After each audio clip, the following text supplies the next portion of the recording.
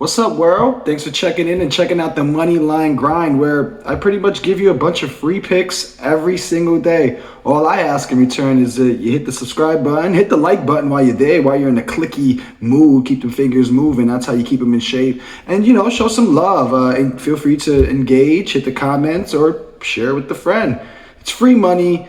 Sharing with a friend doesn't lessen the amount you could win. We're in it for the fun and for the money. So last night we split. We went 2-2. We could have went 3-1 and hit that 3-leg parlay, but Miami Heat couldn't get it done. So let's break down those picks because I have 5 picks for you tonight, including the ladder challenge, which is really why most of you people are here. I did really good for the ladder one time last year, and now everyone's asking me for the ladder challenge. But let's go over the picks. We took the Cavs +7 over the Bucks. Now, I predicted the Bucks would get off to a quick start returning home. They did. First half, they played very well. And I suspected the Cavs will kind of ease back into the game. They almost backdoor covered there. They actually lose by 10, so we lose on that bet. Our second pick, which was my lock of the day, I had JJJ, Jaren Jackson Jr., under 25.5 points a game. He starts off the game like 0 for 6, finishes the game with 15 points. I believe he shot 5 of 21 from the field, 1 for 7 from 3. So I completely nailed that pick as my lock of the day. Just great read, great analysis there. Then we also added, this was an added play after the video. I posted this on the Twitter, the Discord, you name it. This was Wemby over 35.5 points plus rebounds plus assists. And if you've been rocking with us, Wemby's one of our biggest cash cows. The guy gets it done almost every time we choose him. He can score on all 3 levels. He can pass. He's a very impressive passer. And of course, he has the length to almost grab any rebound that's up in the air. Our three-leg parlay, which is plus 163, we hit 2 out of 3 legs like everyone always does. You always miss that last leg. But the bum-ass Heat, who were favorites by 9 or 10 points. I took the alt spread of 3.5 because they're home against the weak Grizzlies who don't have Bane, who don't have Marcus. I don't think Marcus Smart played, and who don't, obviously John Morant. So at home, the Miami Heat, they actually lose this game, and they mess up the whole parlay. The other 2 legs was Jared Allen to get 12 rebounds. He got that job done. And then we took the over, which is an alt spread on the over. I believe it was 234 between the Spurs and the Thunder. They ended up scoring like 254. So we got that by 20 points. We should have won some money there. This is how it goes. Some days it works in your favor and you get a little lucky. This one was a little unlucky. So let's go to the picks tonight because I have tons of picks. I have great analysis here. A lot of numbers. Doing a lot. This one is a little bit data heavy. Not using my eye as much on these, although my natural, eye of basketball is what made me lean towards these bets and even consider them or even begin looking up some research for them. So first we're taking the Kings -2 versus the Warriors. This is -110 on Caesars and FanDuel. Warriors staying at home after a nice win against the Hawks that don't have Trae Young, but it was a good game. Hawks been playing a little bit above expectation without Trae Young. This is only the 3rd game in 10 days, so they should be well rested. Kings have lost their last 3 games on the road. All their losses, though, were to decent teams like the Sixers, the Bucks, and the Suns. They've actually beat the spread on 2 of those 3 road losses. In fact, the last 7 games, Kings are 5-2 against the spread, so worth noting. The problem here, in my opinion, is the Warriors' defense. Sure, you can say the Warriors have absolutely figured out a way to shut down Sabonis, as we saw last season in the playoffs, and in their one matchup this season where I think Sabonis had 9 or 10 points and actually didn't even shoot the ball that much. He did have 10 assists, however, in that one game. But the Warriors have a tough time really matching up against dynamic guards. So when you look at Fox and Monk, you can see a potential problem there. But don't sleep, Kevin Huerter could really extend and stretch out the defense there. So I think the Warriors are in a tough situation here. And outside of Andrew Wiggins, I'm not really sure who they can count on to guard the perimeter. We all know Gary Payton II, or Junior, whatever you want to call him, is hurt. So I'm not really sure how they stop that. This season, the Kings are 3rd in 3-point made, and they're also in 5th in field goal attempts, which means they're getting the ball on transition and they're shooting that thing. They're letting it go. Let's see what else. When you look at the Warriors and their defense, they're in the bottom 6 in blocks, steals, and forcing turnovers. So we're looking at a lot of opportunities for the Kings. Kings, I believe in the last 5 games, top 5 team in pace. Warriors, top 10 team in pace. So it's going to be a back and forth game, but the Warriors simply cannot stop the opposing teams from getting shots up. Now, I do think this line is pretty sharp. I think this game will be decided by less than 5 points, but I'm taking the Kings to cover on the road where they allow the 10th fewest field goals made and the 12th lowest field goal percentage, while the Warriors at home are in the bottom 8 in field goals made and field goal percentage. I just don't think the Warriors have enough on the perimeter defensive side to really stop or cause major problems for some of the best scorers that the Kings have.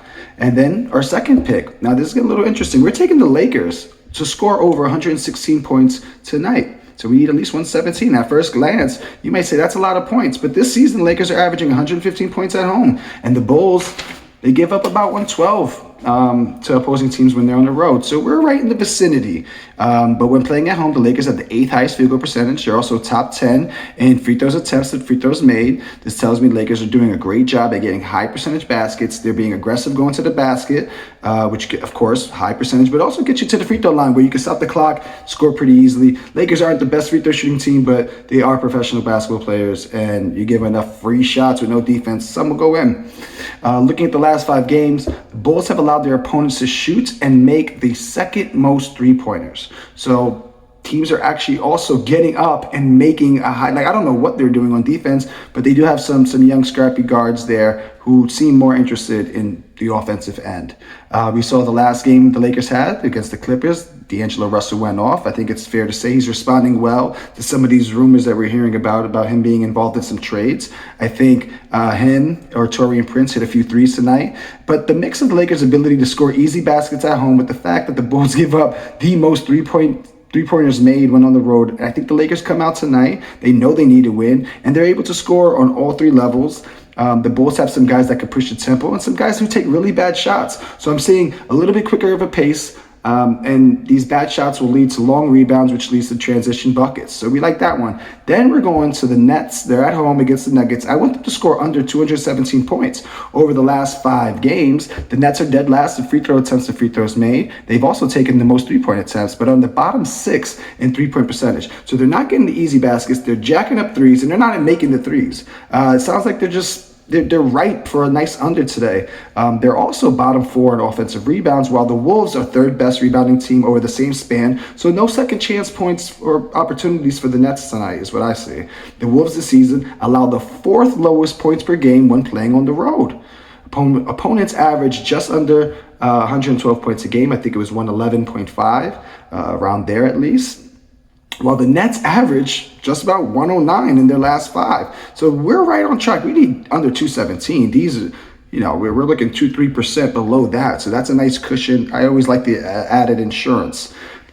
Quite frankly, the Nets don't get enough easy baskets. They jack up a bunch of threes and they don't hit them at a high percentage. They're not going to get any second chance points. We already know the Wolves have some big men down there. And fair to note, the Wolves, McDaniels, they have some perimeter defenders that can, I don't know how much of trouble they can give, some of these dynamic guards, the Cam Thomas or even Mikal Bridges, who played very well against the Knicks last game. You're going to slow them up. Might not completely stop them, but slow them up. So we're going to take the Nets under 217. We have a 4th pick here. That's going to be De'Aaron Fox, over 4.5 assists. Now, this is just a bankroll builder. I won't give too many details because it was minus 140. I'm sure now it's at 5.5. It's still probably minus 140. Fox averages 5.6 assists this season. Kings are top 5 in pace in the last 5 road games. Warriors top 10 in pace. I said that already. Plenty of opportunities. And the Warriors have a tough time guarding these dynamic guards, so I think Fox can get in the lane. Hopefully he can dump some off to Sabonis because we need those free and easy points. But if not, he could definitely kick it out to Huerter for an open 3. Or when he's in the game with Monk, he could catch Monk for an open 3 or slashing. And now let's get down to the ladder challenge. This is why you are here. You are here for the ladder challenge. 2 legs, plus 100, by myself. We're taking the Celtics and the Heat under 230.5 alternate points. 2 really good defensive teams here. The Heat allowed the 4th fewest points per game, while the Celtics allowed the 5th fewest points a game. So we're looking at allowing 111, 110 points per game, respectively. However, the Heat don't score much, and they play at a very super slow pace. They're 27th in points per game, coming off a back-to-back loss against the Hornets. I imagine Spoelstra wasn't very happy. They're going to look very sharp tonight, but their sharpness is really defensive sharpness. Of course, they'll have some great plays, get Jimmy Butler some easy baskets at the hoop, get Bam Adebayo easy baskets at the hoop.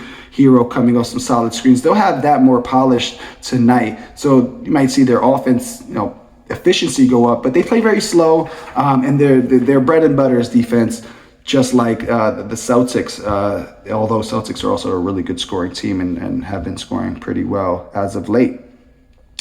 So I'm taking that in the second leg. I like the Kings and the Warriors over 233.5 points. Now, I shared a bunch of the reasons already in my last couple of picks with Fox and the Kings covering -2. So I'm a little heavy on this game. But let's recap what I said. Kings top 5 in pace, last 5 road games. Warriors top 10 in pace. Kings are 3rd in 3 points made, while the Warriors are 4th. Both teams bottom 7 in blocks, steals, and forcing turnovers. They're both top 10 in points per game and bottom 10 in allowing, or top 10 in allowing the opponents to score points per game. So they score a lot, and then they allow the other team to score a lot, and we have the alternate spread. So it should be safe. This is plus 100. This is day 1 of the ladder. If we win some bets today, I'll actually get a haircut. As you can see here, we got the Puerto Rican Bay Yangs going, but it's all right. It's A-okay because we're going to win some money, and then tomorrow I have the tight Caesar fade. It'll look good. Don't worry. I got my barber on the horn. We have an appointment once I win my first bet. Anyway, take care, everybody. Good luck, and stay grinding.